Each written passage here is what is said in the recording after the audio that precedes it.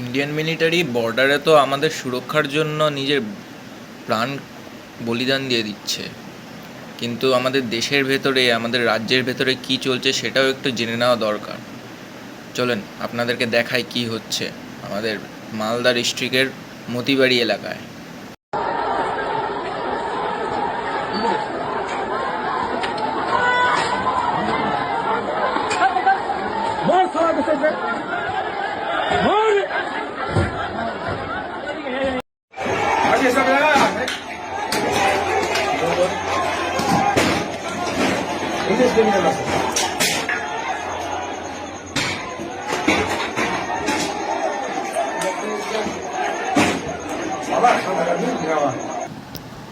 আমেরিকাতে যেরকম আইস নামক সংগঠন আছে ওদের, যারা ইমিগ্রেশন চেক করে কারা লিগাল এবং ইললিগাল, আমাদের এইখানেও, আমাদের ইন্ডিয়াতেও প্রত্যেকটা স্টেটে আমাদের দরকার একটা এরকম ডিপার্টমেন্ট যারা চেক করবে প্রত্যেকজনকে কারা ইললিগাল কারা ইললিগাল।